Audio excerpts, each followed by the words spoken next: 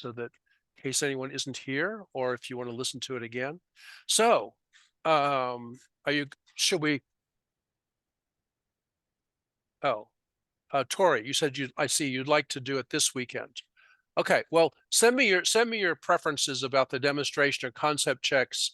Maybe we can figure something out. I mean, we can always have one both weekends.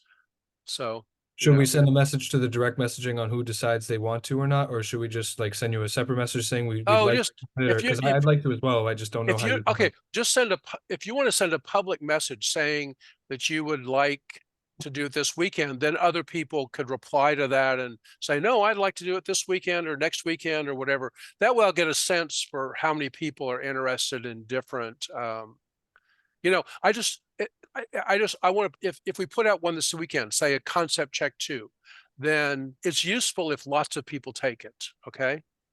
That's all.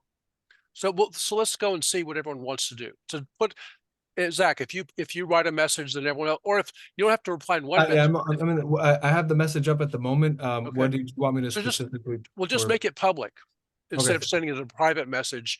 And then if that's okay, then you can just tell everyone can tell me what your votes are for. Okay, writing that now. Yeah, and it doesn't have to be on. Do it on Piazza, right? Yes. Okay. So shall we go ahead and do a little bit with maps?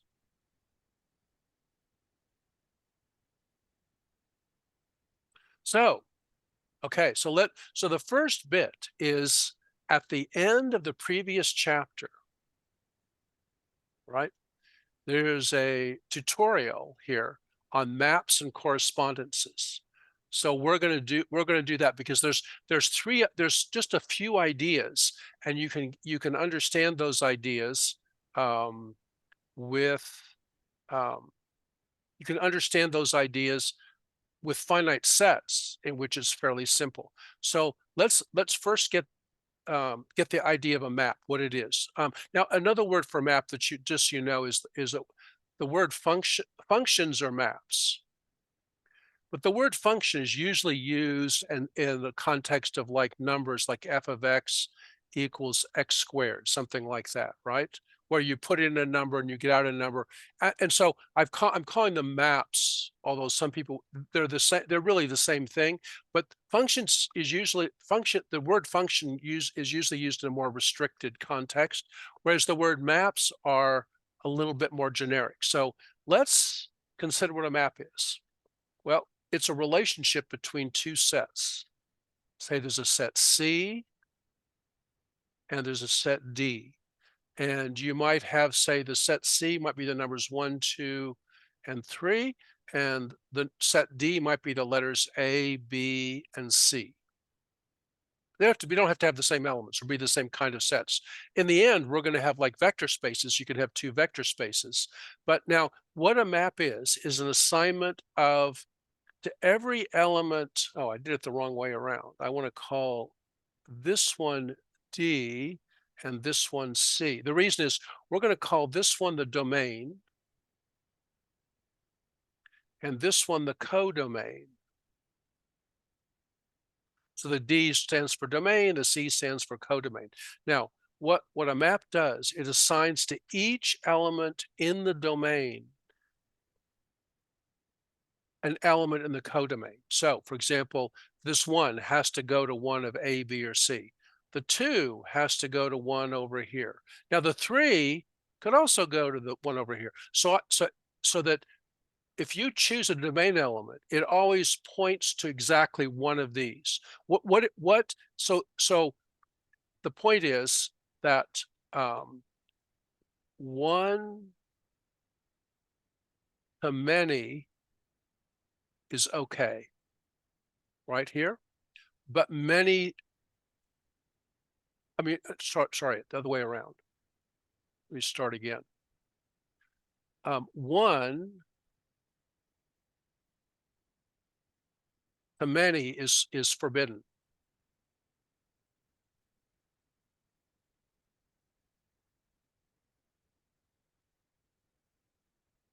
Okay, what you can't have is a domain element going to 2. This is disallowed. Oh, on the other hand, many to one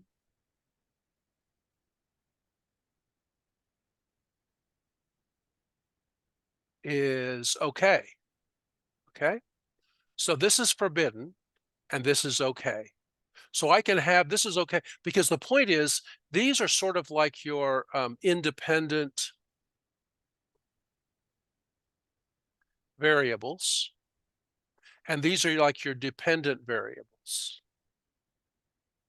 So if I choose a domain element that fixes what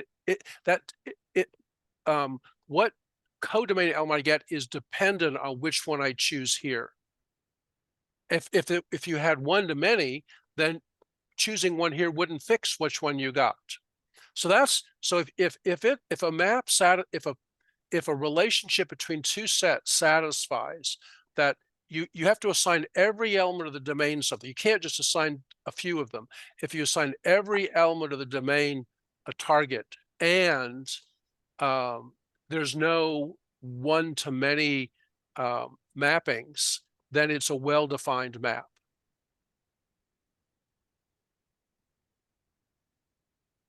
So you Okay. suggested that one independent variable, it cannot go to many Yeah, this independent is variable? forbidden. This is okay. One to many is, there's two requirements. One, all domain elements have targets. They're called images instead of targets usually. Two, all domain elements have only one target. No one can have two targets. So there's only one image. There's no two images. Okay, so if it has these two properties, it's well defined. Do we have a capacity size for how many can we put in one dependent variable? No, I could have like I could have all of them go to the same one. So for example, let's see, here's an example of an okay map. Domain 1, 2, 3, 4, 5, codomain 3, 4, 5, 6, and 1 goes to 6, 2 goes to 6, 3 goes to 6, 4 goes to 6, 5 goes to 6. These are arrow diagrams. You're used to pictures of maps that look like this. You have an x-axis and you have a y-axis. The x-axis is the domain, and the y-axis is the co-domain. And here you might have, say, 1, 2, 3, 4, 5, 6, and the point up here you'd have 6, and they'd all go to the same one. So that if you expanded the domain to be all the real numbers, then you'd have a constant map. So this is an example of a constant map. So we use it as an asymptote? Well, an asymptote is the word asymptote refers to something a little different. It says if I have a function and it gets close to approaching some value but doesn't, like if you had some map and it got closer and closer and closer to that as x went to infinity, or sometimes if it goes to 0, you call that an asymptote. So this is a little different than that.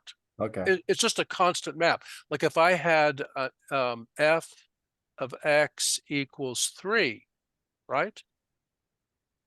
That would be that's not an asymptote. That's just, I mean, maybe the equation for an asymptote might be like this, but it wouldn't, there's no asymptotic thing. There's just a constant map. Okay. Yeah. Now we only need two properties of maps. The two properties, the names are onto and 1 to 1. And sometimes the fancy name for onto is sur objective, and the fancy name for this is injective. And so a map can have either one of these properties, neither of them, or both. So there's sort of four combinations you could have. You could have them neither property, one or the other, and then or both. Okay. So we just need to find out what. So let's look and see first what onto is. So let me draw a bigger circle. This is going to be an onto map.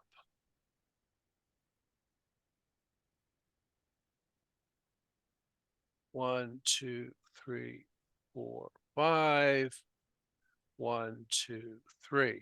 So this is the domain and the codomain, and then we can write, say, 1 goes to 2, 2 goes to 3, 3 goes to 1, 4 goes to 2, 5 goes to 3. So this is onto because every codomain element is a target. Okay. So the onto map is every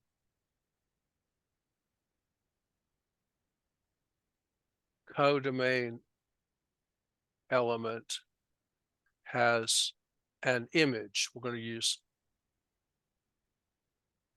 Sometimes, for example, if this is the map F, then F of 1 equals 2, F of 2 equals 3. So these are the images. So this 2 is the image of 1, 3 is the image of 2. So anyway, this is the arrow diagram that helps you to see visually what's going on. And this is the usual functional notation. And because basically a map is a pairing. It's just a pairing of domain elements with codomain. So you could look at it as just a sequence of a set of ordered pairs. Okay, but this is what onto means. Now here's a map that's not onto. Oh, well, this is not onto, right? Because 3, 4, and 5 don't have any targets. This is onto. No, it's not onto.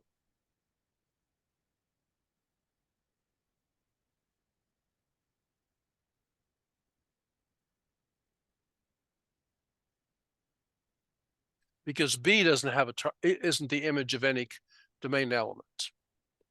Okay.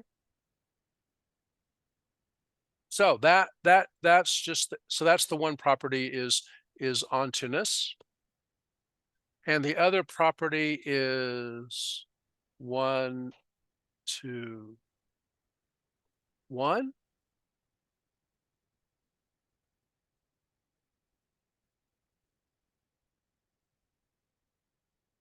Okay, this is domain here. So if 1 goes to 2, 2 goes to 4, and 3 goes to 3, this is 1-to-1. Now, a 1-to-1 map means there are no many to 1 pairings. In other words, no one gets doubled up, right? So that each codomain target has no more. Each codomain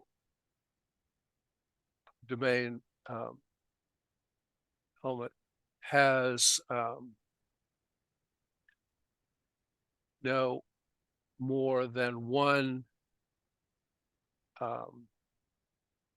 partner, more than one domain partner.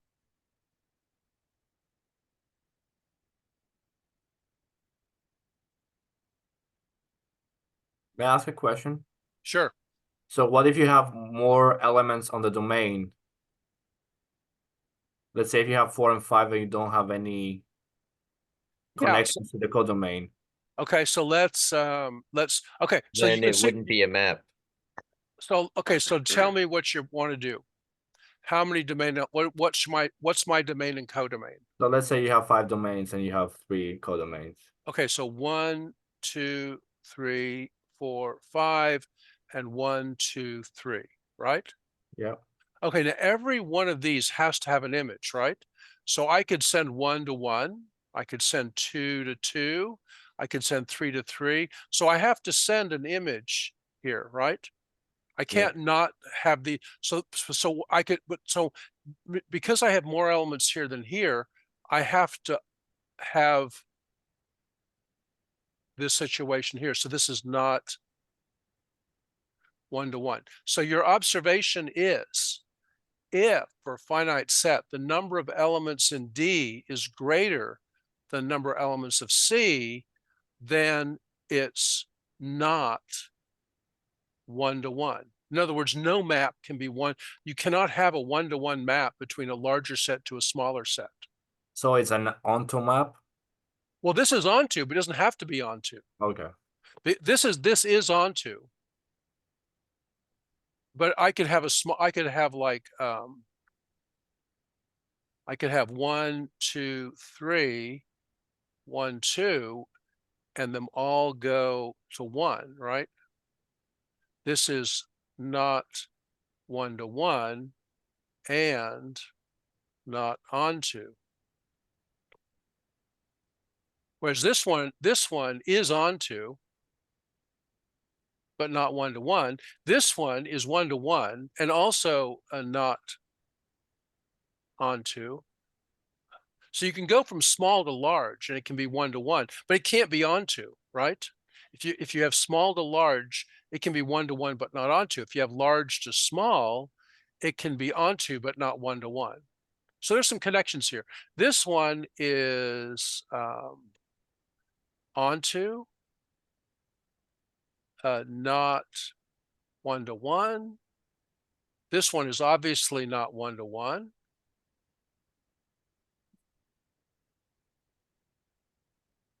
And this one is not 1 to 1. So for finite sets, the domain has to be smaller than or equal to, right? This map here is 1 to 1 and onto. So when a map is both, we say it's a correspondence. Sometimes people add 1 to 1 correspondence, so they use correspondence in a slightly different meaning, but we're going to use the word correspondence to always mean both 1 to 1 and onto. This is also called, the fancy name is a bijection, because it's a injection and a surjection. So bi means both, so it has both the injection properties of being onto and 1 to 1. But we'll just say it's a correspondence.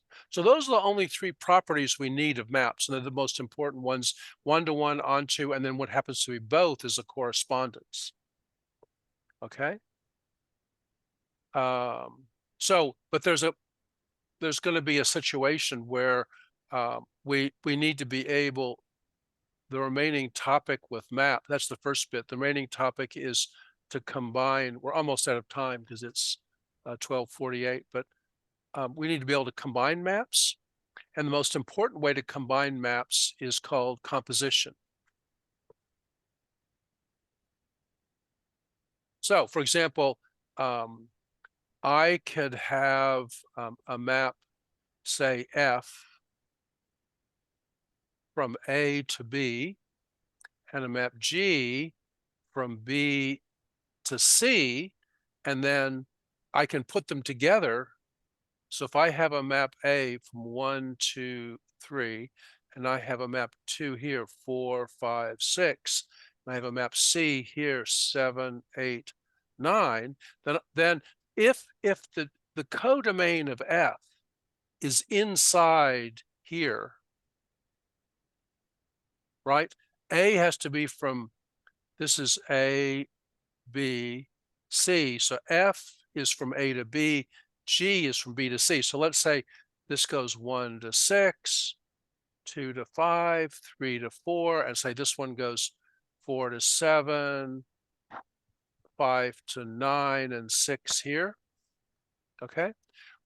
Well, then in this case, I can define a third map, which is from A to C, which is called the composition. Now, the name is a little bit funny because it's like you put G circle F, because see, in the name, I first do F and then I do G. So here I'm acting with F first, but when I draw my maps from left to right, it's like the F appears on the left and the G. So there's a little bit of oppositeness there. So the way G circle F, that's its name. The way it's defined, you put in a value for A and it gives out G of F of A. Okay, so what you do is you see here, let's look at 1. 1, 2, 3. Well, F of 1 equals 6. Then I say G of 6 equals 8. So F of, so then I can do, the composition is G of F of 1 equals 8. So it's like a relay race. 1 goes to 6 goes to 8. So 1 goes to 8. 2 goes to 5 goes to 9. So 2 goes to 9. 3 goes to 4 goes to 7. So 3 goes to 7. Okay? That's the composition. And we're over time. So I'll have to continue this on Wednesday, unfortunately. I mean, fortunately, we'll continue, but unfortunately, we can't continue now. Professor, before you go, can you just scroll a little bit up further before we got to composition here, just where it was talking about bijection again? I just want to get that. Thank you. The first exercises on regex just deal with maps and these first properties. So we're going to be interested in linear maps. And the linear maps are maps between vector spaces, but we'll also consider them in terms of whether they're onto, one-to-one, or both, in addition to being linear.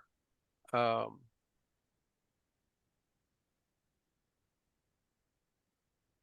I'm going to go ahead and stop the recording now.